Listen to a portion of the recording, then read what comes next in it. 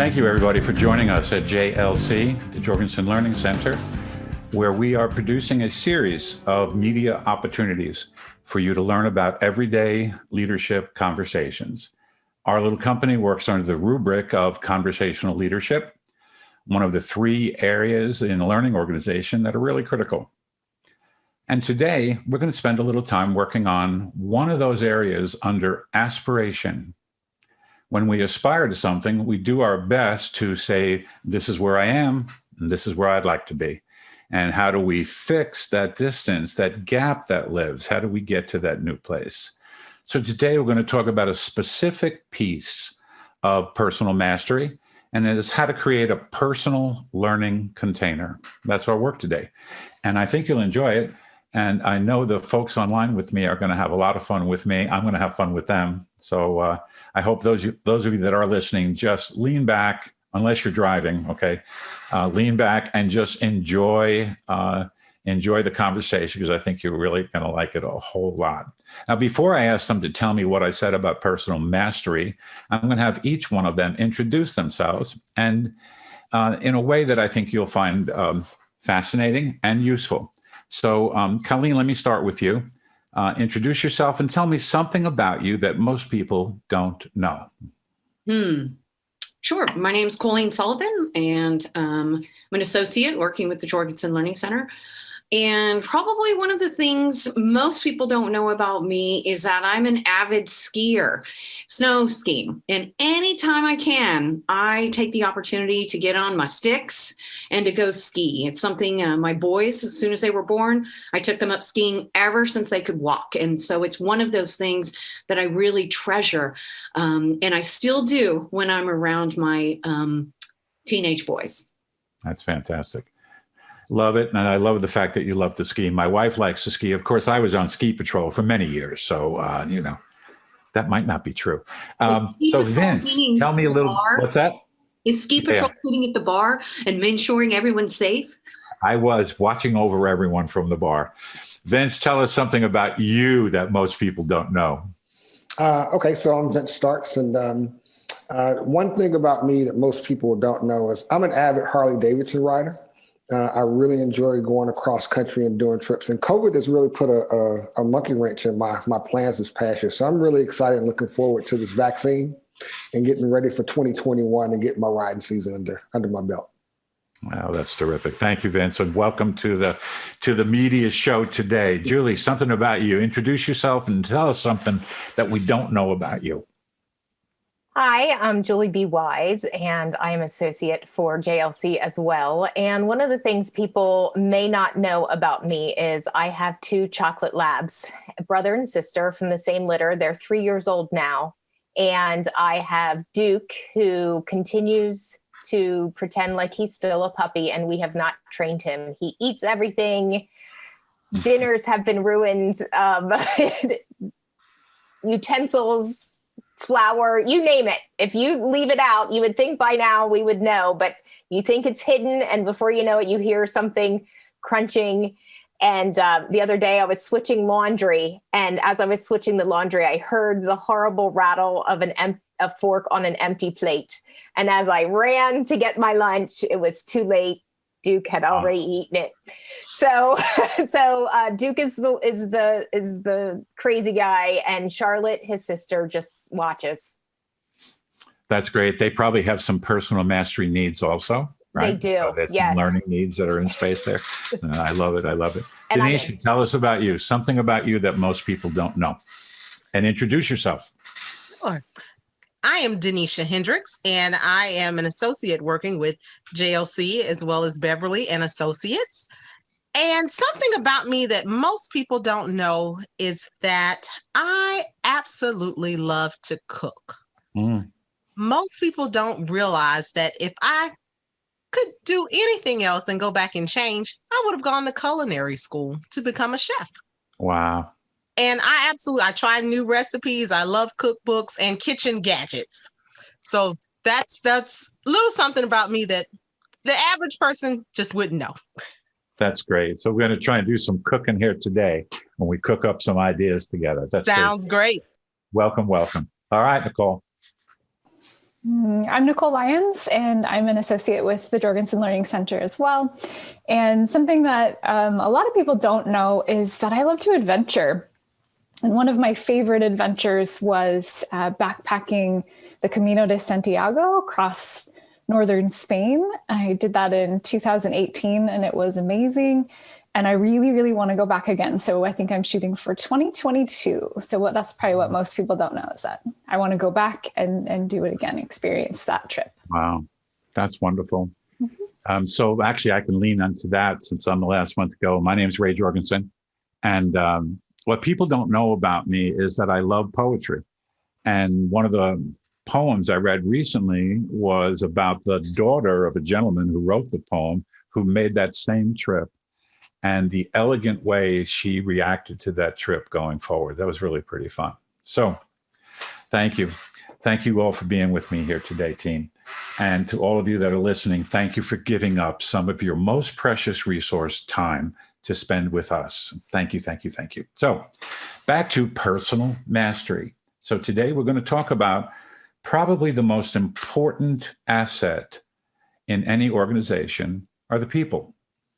And when the organization spends time developing those people, enabling them to become all they choose to be, and to continue to do that on a regular basis, those organizations have been exceedingly successful.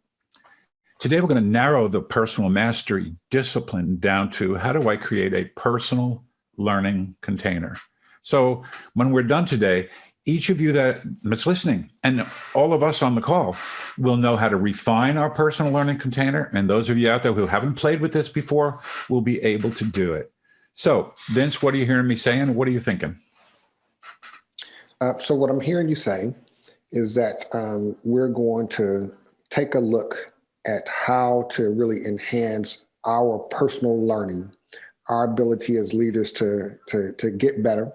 And in doing so, I think the ultimate effort and goal is for us to be better leaders and to be better administrators of our personal time, which also helps the organization and the team to win as we move forward. That's beautiful, Vince. See, there's a piece in our company, ladies and gentlemen, that we talk about all the time. Leadership enables a team to accomplish its shared dreams. And as we learn how to do that better and better, we get better and better. So that was great, Vince. Thank you. Julie, what are you hearing me say? What are you thinking? The thing I'm thinking about is, as a leader, we model the way. And so being a leader is a wonderful opportunity to model for everyone how to continue to be in learning from those that you lead, and also with yourself, so that you can be up to date with the newest things, but also to show everybody how you value learning. I love it.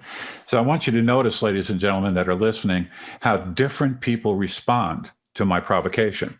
I laid on the table a couple of ideas about personal mastery and personal learning containers, and notice how in their own words, they tell me and tell each other how these words landed on them. That's magnificent. Thank you, Julie. Denise, what did you hear me say, and what are you thinking? What I heard you say was how to be a better CEO of your own life. In terms of personal mastery and honing in on leadership skills, that not only as you lead your own life, and in that you can reflect how you want others to show and walk the way. Denisha, that's beautiful. So it matches Julie's comment about model the way. It's the first piece of research. And I'm the CEO of my learning. I think that's really cool. CEO of my life, CEO of my learning. I think that's really, really nice. I did have an experience once where I was the chief learning officer, and I said, I don't think there is one. I think it's all of us, So that was very, very nice. Thank you. Nicole, what'd you hear me say? How'd that all land on you? Yeah, and the gang? I'm thinking back to something that you said in the beginning when you gave us the CPO for the conversation. You talked about the gap, the difference between where we are and where we want to be. And then I heard you say that giving people the opportunity to learn and develop is one of the best things that you can do for people that you lead in an organization. And the idea of this personal learning container maybe solves that gap a little bit, because I know I've been given a lot of learning opportunities. If I don't show up in the right way, I may not even take in anything that learning opportunity brought to me. So how I show up, how I embrace that opportunity to learn is so essential to being able to recognize that I've been given this opportunity to learn and then really apply anything that I've learned going forward in my role. Yeah, that application piece. So two big things in there. One is I have the responsibility to learn. And once I learn it, it goes back to the work of Gardner years ago. He used to say, learning's wonderful. If I don't know how to apply it, I'm not so sure how wonderful it is. So this is about how do I take care of myself, build my capability by learning and then putting that learning into action. That's really excellent. And thanks for noticing the creative tension where I am currently and where I'd like to be here. That creative tension allows us to move to a new place. Beautiful. Colleen, what did you hear? What are you thinking? Sure. What I'm hearing is, at least on the kind of this little last part, it's that sense of creative tension and thinking about where you are and where you want to be. And I guess the word that really surfaces for me is intentionality. And being very intentional, because a lot of what my other teammates here have offered, I can be the CEO of my learning, but unless I'm intentional and I create the time and the space to make it happen, and I really reflect and think about what are those capabilities that I want to really focus on and enhance, I'm just going to be busy working and go through my day without really thinking about and reflecting upon what I want to grow and what I truly want to achieve. Yeah, so there's such strength in that. Even in talking with our client base, they would say, this is what I'm doing. Let's work on what I'm doing and evaluate what I'm doing. And gently as possible, I invite them to stop worrying about what you're doing and tell me how what you're doing is producing evidence that you're moving toward your desired space. That's a very different conversation. And I do think we very often get locked on to looking at, this is what I'm doing. How do I improve what I'm doing? If we don't do it in the context of what you're doing should be producing evidence that you are growing to the place you wish to be, it's a different conversation. That was great. Thank you all. Ladies and gentlemen, we're going to shift into 3 points. What we do on these little podcasts is we look at 3 points. So here's the first point. I'd like each of my team members to tell me, what does it mean to you to say, I am learning? And the only context I'll give you is in the organizational learning world and the world of learning organizations, the idea of learning means change. I'm learning, which means I am changing. So give me a little take on something in your background, even could be as recent as yesterday in the party that you went to or dinner last night, Vince, that you had, or it could be anything that's unfolding. Learning is change. Where can you remember learning? Say, oh, wow, this is a change for me. Colleen, why don't you start us off? Sure. That's an easy one. I'm a self-proclaimed COVID golfer, just took up golfing as an opportunity to go outside and really enjoy the sun. So I went and played 9 holes yesterday with my mom. And I've got to tell you, I am in a space of learning continually. And one of the things that I notice about myself is that I have set realistic expectations. So my expectation is that I'm going to go out and have fun. That's it. That is the outcome I'm looking to achieve. So if I hit the ball 2 feet or if I hit the ball 200 feet, it's a happy day for me because what I'm trying to achieve is quality time with my mom and being outside.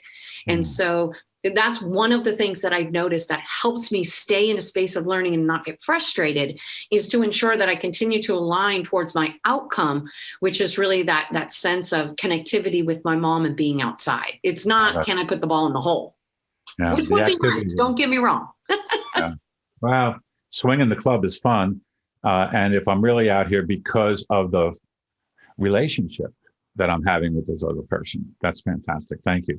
So learning, when did something change for you? When did you go through a learning? Denise, your shot.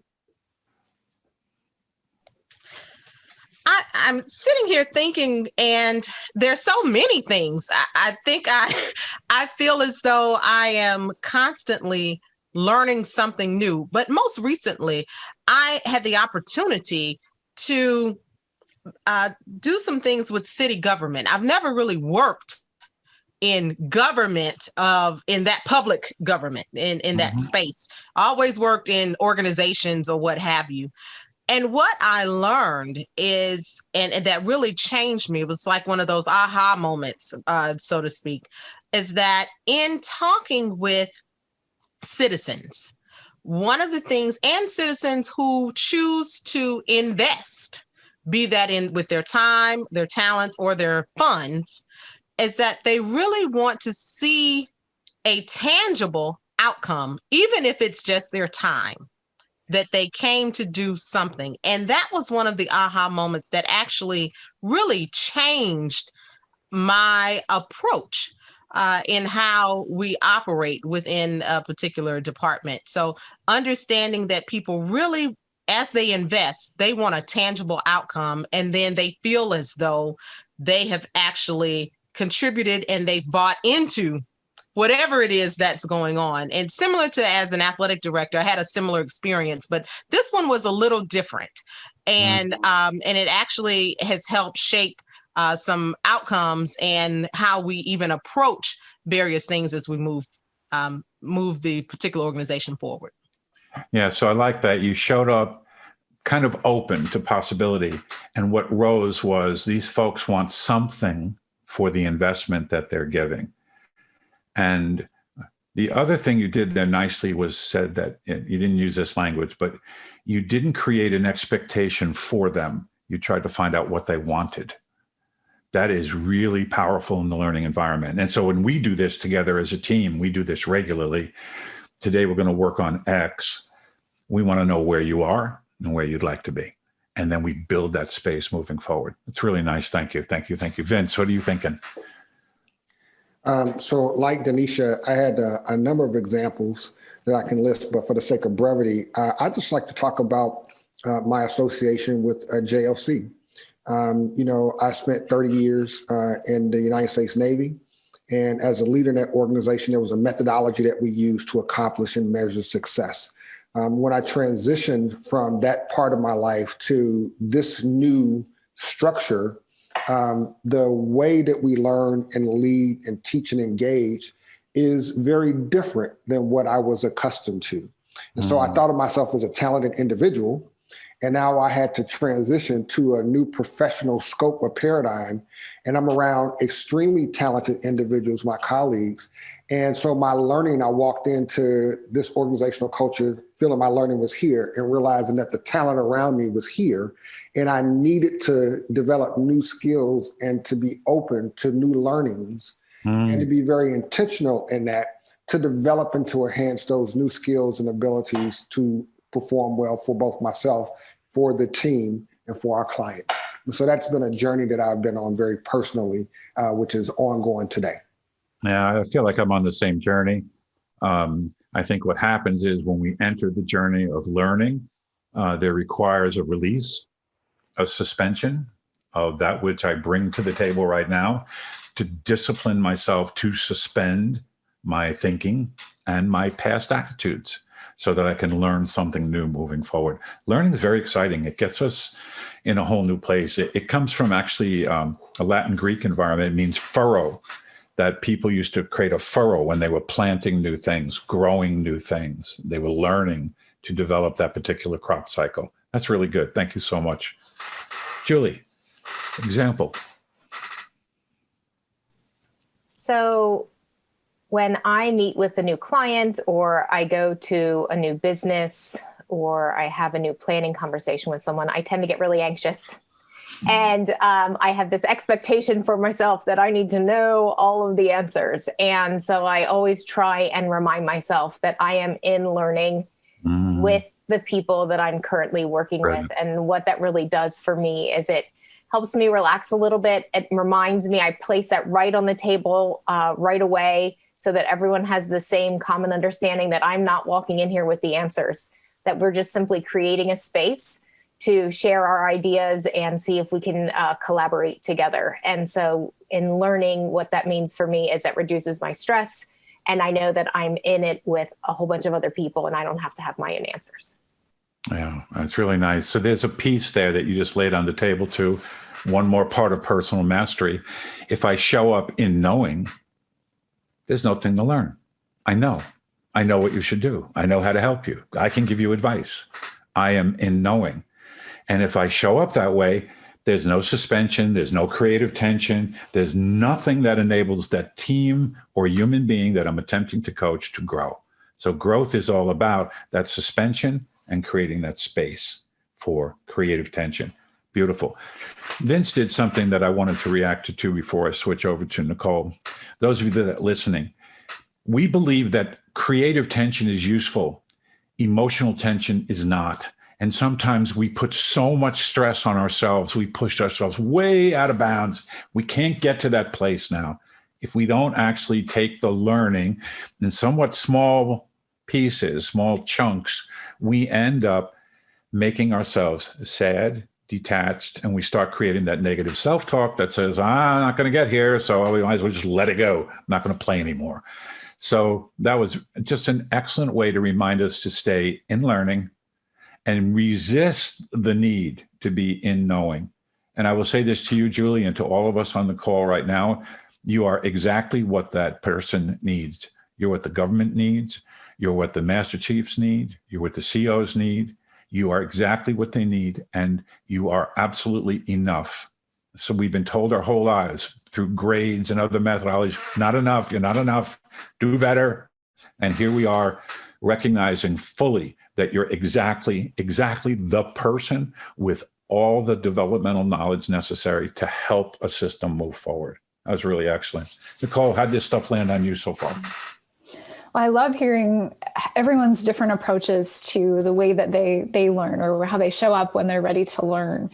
And for me, an example of that has been this past year in shifting from a place where we go out and we talk to people face to face and we deliver, our trainings, and we create that container in a very personal, in-person way. And now shifting, we as an organization shifted from meeting with clients in person to meeting with clients in a virtual space, and taking the company to a digital format where we're able to engage with people in all kinds of different ways, like the podcast you're listening to right now. And for me, that's been a lot of personal learning from a systems perspective. Like, how do we make that happen from a technology standpoint? And then how do we make that happen from a marketing standpoint? And how do we make that happen from a delivery standpoint? And I think those learnings have been, it's been a constant state of learning. But I think one of the things that resonates for me about that experience is the willingness to have feedback, whether that's the number of people clicking on something or feedback from other experts, or take in new information and be willing to shift and change. So I think where we get hung up sometimes is we've learned one way of doing something and we know that way, and we just want to march forward and get the thing done and do it that way. But I think when you're really in a space of learning and willing to learn, you interrupt that pattern and give yourself the space to say, what could I be doing differently? What could I be doing better to enhance the whole experience? So I think that that's been a really wonderful lesson for me, is just to continue that feedback loop, or to feed that feedback loop constantly, and being willing to okay, this isn't working, so let's try something entirely different or new. And I think that's where the space of learning that makes me really excited. Obviously, and it's wonderful. And that sense of excitement comes from, I'm going to quote Brene Brown here badly, but I'll do pretty good. I think I can do pretty good on the intent. So Brene Brown, who I just admire tremendously, she talks all the time about creativity, and real learning comes from vulnerability. So how do I enable myself to be vulnerable to all of you, to say, I don't know how to do this? And we as people in leadership and in leadership coaching and development are modeling ways that we can actually be vulnerable, because all of that ability to learn and create comes from that space of vulnerability. With that said, my next provocation is, if I'm creating a personal learning container and I walk into an interaction, a meeting, I go into a one-on-one conversation with somebody, what do you do personally to enable yourself to be vulnerable enough to create learning? What do you do personally so that your little container can actually become vulnerable and a space that you could actually learn something brand new? What do you do to take care of that? Denise, I'll start with you this time. Yeah, so I think personally, the most important thing that I have to do is to remain silent. I think there's an art to listening and to pay attention to people. So, eye contact and that direct engagement is probably one of the most profound, important things I found that I need to do. I need to listen to what people say. I need to listen with intent so they know that I'm engaged and that I hear them. And then I try to repeat what I heard to make sure I have an understanding, a collective understanding of what was said to me. The information that was given was what I received. That one little step I found has produced tremendous results when I had both individual interactions and interactions within a group. Mm. So what I'm hearing you say is that one of the ways that I produce vulnerability in myself is to listen so attentively that I can stay engaged and actually then feed back to the person what I heard them say in my own words, which is actually a demonstration of understanding. Did I get you right, Vince? That is absolutely correct. So notice what I just did, ladies and gentlemen that are listening. I'm practicing one of our methodologies. That is when we acknowledge somebody, respond respectfully, and make sure that we got what they intended us to hear correctly, or at least correctly in the sense of that's what I wanted to communicate, Ray. So this sense of vulnerability, Vince's notion is the more I listen, the more vulnerable I become because the more engaged I become in what that person is saying. Julie, what are you thinking right now? One of the things that I do when I'm in learning with someone to keep me vulnerable is I try and think, I hold space for differences in the idea of how can we both be right? Oftentimes we think there's only one right answer and there's a wrong answer. And I can quickly jump to, no, this is the way it needs to be. For example, I'm possibly going on a trip and I wanted to fly, but the person I was going with wanted to drive. And I was ready to prepare my argument for how flying was going to be much more effective or much more efficient, but it might not be effective because of the pandemic. And so I had to say, okay, let's get into learning here and find out a little bit more with my colleague who was also traveling with me and see how we could both be right and what we could work out together. So by holding space for differences and saying there's a room for both ideas and what would that possibly look like, that helps me be vulnerable. So it's almost like I have an idea, right, about what we should do that would be most effective and most fun for me, right? And then how do I lean back and say, well, wait a minute, there's probably at least 6 other ways we could do this. And Yes. At least we can come up with 1 or 2 that makes some sense. Did I get you right? Yes. Yeah, I think this ability to keep feeding back that perspective is everything. And ladies and gentlemen in the audience that are listening, notice how we do that for one another all the time, to always try and make sure that we're getting that idea that has been transmitted linearly with words, that we actually understand it, because words are a very, very, it's the smallest impactful way of sharing an idea. We have to be able to do it many different ways. Words are one way. And if we don't stop and check to see, did this land on you in a way that made sense to you, we get stuck. Nicole, what are you thinking? For me, to be vulnerable, I have to very intentionally quiet that response generator in my head. So even as we're having this conversation today, I know you're going to call on me. I know you're going to say my name and I have to have something to say. And that really inhibits the ability to listen to anyone else on the call. So for me, quieting that voice that says I have to craft my perfect response is the way that I show up vulnerably. Is that even, I don't even think I said that word incorrectly, but I think that for me is the way that that I can show up authentically, because if I'm sitting there crafting my perfect response, I'm not hearing anything that you're saying. I'm not really responding to what it is that you're asking of me. I'm just trying to come up with the right response so I can sound the way I want to sound. And I think that we lose the opportunity to really hear the other person and to deepen the level of connection, because I only care about my response versus, no, I really care about understanding you and what you're saying to me. So that's beautiful. And you went back to what Vince said when he started. How do I keep myself engaged? By listening to understand. If I listen to understand, I kind of get drawn into this piece. I'm going to model a check-in in a few minutes so that you can see what it looks like at the beginning of a meeting to create a learning container. And what you just did was set the stage for that so that we can listen to one another and then move our thought process with the other person, not in opposition to it, and not start worrying about what am I going to say, because if I do that, I'm no longer listening. Therefore, I'm no longer engaged and I'm no longer vulnerable. That was magnificent. Denise, what you thinking? I'm thinking about when I go into those situations, I prepare to be present. And being present, I'm the person with two phones, a tablet, the laptop.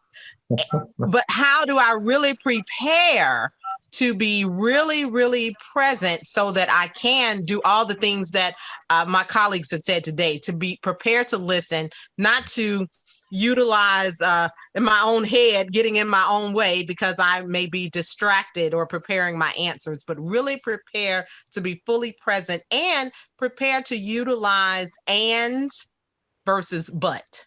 Oh, wow. When in my responses. So making sure, and I have to really prepare myself to be the person that says, that sounds really good. And we can do versus saying, but, and being sure that not only am I vulnerable, but make it invulnerable in the conversation to learn, but helping create that environment for others. Yeah, that's space. And that's truly, Denise, is what we're going to just do in a second here to close out our podcast. I'm going to demonstrate how a person facilitating or leading a meeting can create a personal learning container for each person and for the team. That's the other part, because you're leading a team. So it's team learning and personal mastery are absolutely connected. That was beautiful. Thank you. Colleen. Yeah, I think when I prepare myself for certain conversations to keep myself in learning, I think it goes straight to suspending certainty, because I think a lot of what we're talking about can be cognitive noise and can get in our way of truly listening to the person, whether it's what Nicole said, right? The lock and load, because I'm ready to respond. And that's got me kind of little sideways, or, you know, whether it's me standing in judgment of what somebody said. The second I slip into that, or I show up to a meeting thinking, well, what am I going to learn from Julie today? She don't know nothing about that, right? So instantly, I now am no longer listening. I'm already showing up in a space of, to your point, knowing, judging, and now, oh my goodness, it feels different. My responses come from a space of knowing and judgment. And boy, all of us, if you think about it, have been in many conversations like that. So how can I, recognizing that sometimes I might do it and don't even know it's coming from me, because it might be subconscious, because I feel so strongly about an idea or an individual. So how can I recognize that and ensure that I am suspending my thinking just so I can open the space for other thinking to come in? So, Colleen, that's brilliant. Especially in this particular time in our country with such polarized views politically, a human being stands up there, we know who it is, and our self-talk is, not this guy again, or, oh, not this girl again, or, oh, good, what are you going to say? So we actually orient ourselves into listening and engaging and being vulnerable depending upon who's there. One of the things that we produce is a little one-pager on the kind of learner in your meeting: oppositional, welcoming, or neutral. And if you guys want to get that, just send us a note on site. I'll be happy to get that out to you. It's so interesting to recognize that If Vince is talking, I might be oppositional. If Denise is talking, I might be welcoming. If Julie's talking, I might be neutral. It has so much to do with the topic and the person and my mood and how do I let it go? How do I let go my need to be in judgment? That's so good. Thank you all. Well, we're close to the end of our podcast. And before we go to that space, I want to show you what this could look like if you were leading a meeting. So something that those of you who have watched me work before, you've seen me do this, and we're going to do it right now. The way this this is a check-in in a meeting. And if you've seen the other podcasts or listened to the other podcasts or the YouTube channel, you've heard us talk about checking in. This is a way of checking in where you're establishing a personal learning container.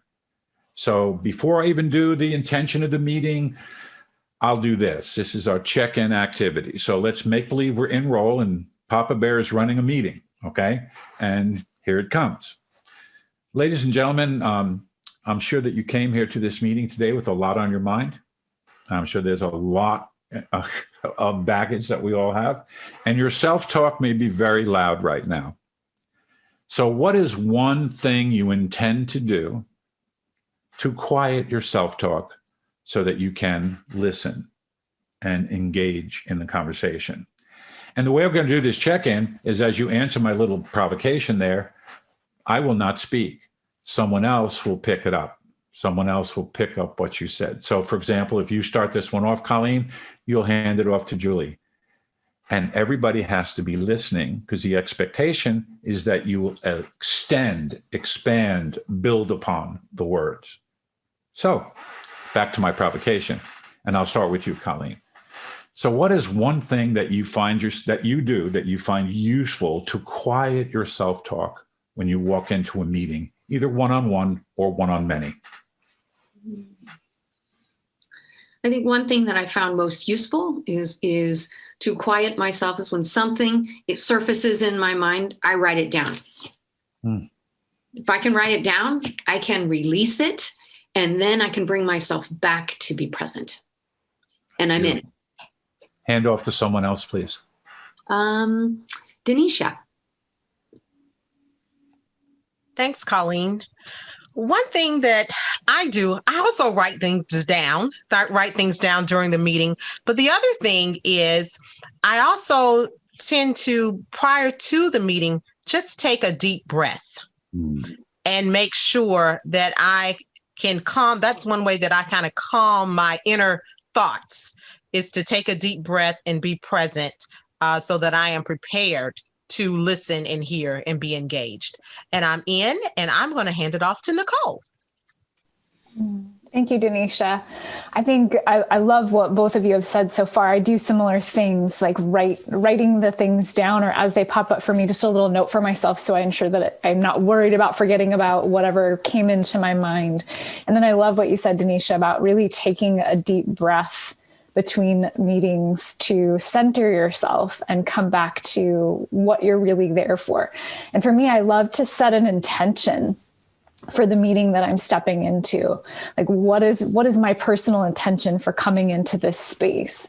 Whether it's like Colleen was saying earlier, her intent is to have fun when she gets out there on the golf course. Is my intent to learn something or share something or bring something to the table? That idea or that practice of setting the personal intention really keeps me from getting distracted in a meeting. And I'm in, and I will pass to Vince. Okay, so I liked what everyone said. Nicole, if I can build upon what you said, you like to go into meetings with intent. Now, I like to write too, but I'm a little lazy. So I'm not as good and intentional as writing things down. But I do find it is important for me to understand the purpose and intent of the meeting, because if it's something I feel very strongly about before I go into the environment, I want to know what the topic, what the subject, because then I can have my own self-talk. And I can say, Vince, you feel very strongly about this, so be quiet, listen to what everyone has to say, be non-judgmental so that we can get to the ultimate right answer. And if I'm not honest with myself, knowing that I have very strong feelings about certain subject matters, then I'm at risk at going into the meeting and jeopardizing, sabotaging the meeting. So I have to have self-awareness of my personality and what things I feel very strongly about. And so that very intentional active engagement that you spoke about, Nicole, is something that I do focus on. I just take it to a very personal level because I understand I have things that will push me over the cliff. And with that, I am in, and I will gladly hand off to my colleague, Julie. Thanks, Vince. I do everything that everyone's suggesting. And the other idea that I would place on the table is I enjoy timing conversations and timing the meeting. That helps me stay focused and quiets my mind because I'm ensuring I'm tracking everyone is getting their voice heard. So we're surfacing the wisdom in the room. And we lay that intention out in the beginning of the meeting to say everyone will have about 2 minutes to speak or turn and talk to your partner, and we'll call on a few people. So that intention of ensuring that everyone's engaged and sort of keeping it running smoothly and effectively and efficiently helps me keep my mind quiet and engaged in listening to what others have to say. And I'll pass it back to Ray. Are you in? And I'm in. So this was just magnificent. You modeled exactly what it can look like. And if I had a group of 100, I would have put them in groups of 4 and let them check in with each other. Sometimes standings. If it's virtual, we just do breakouts. Nicole has taught me how to do breakout rooms and things like that. This was really great. Notice what we've done. We've talked about personal mastery, how we suspend things so we can be vulnerable enough to learn, different methods for doing that. And how do I create my own personal learning container when I step into a space? I mean, this we couldn't have written a better book than what my colleagues have shared with you today. You guys were absolutely stunning. So we are done. I urge all of you that are listening to take a couple of minutes when this is over. And if you're in a car, pull over to the side and reflect on what did you take from this? What was your biggest learning? What resonated most for you? And actually, I'm going to let them model that for you as a checkout. And notice they said, I'm in. It's a ritual we teach ourselves and we teach all of our clients. When you check in, you say, I'm in. At the end of the meeting, you say, I'm out. It is a ritual that makes people pay attention to each of the human beings that's speaking because they will build upon one another's ideas. So let's do a checkout. What actually, and there's so many good ways to do this. The one I'm going to do right now, what is one idea that you learned today? Remember, learning has changed. So what is something you learned today that wasn't in you before you started this very short half-hour meeting together? What is something that you have learned today? Denise, why don't you start us off? I would say something that I've learned today. Julie shared about just what you just talked about with timing meetings and timing all conversations. So I've not always done that. And so that's something that I'm really going to take away and put into practice. So with that, I'm out and I'll pass it on to Colleen. Thank you so much, Denisha. I appreciate it. And I think one of the things, perhaps, it's a good reminder. A good reminder is what Vince just shared, really ensuring that you understand what is the purpose of the meeting and what are the desired outcomes before you show up. I think that's really critical and a great reminder. That way you know how best to prepare, and it really level sets the expectations of what are you going to achieve in that particular conversation. And I'm out, and I'm going to pass it over to my buddy Vince. Well, thank you, Colleen. So I think my biggest takeaway was just the ability to ensure that you get all the voices in the room. You know, we talk about these things, but as we've talked today, it has just been a refreshing reminder of those things that are important. And to me, learning is about knowing things and hearing them over and over again. It reinforces and helps you to reinforce the techniques. And so from all of my colleagues, I learned things that I already knew, but it just reinforced the importance of engaging in a very intentional manner the techniques that we use to kind of continue to enhance our individual ability and to enhance the team. And with that, I'm going to pass to my colleague, Nicole, and I am out. One of the things that really resonated for me and I learned today is when I think about this learning container, the edges of that container, and Ray, you just reminded me, if one is the intention that I spoke about earlier, the other piece is the reflection. So really closing out that container in a way that is, I'm setting the intention and I'm actually reflecting afterwards to round out that learning experience. So that was what really resonated for me today. And I'm out, and I will pass to Julie.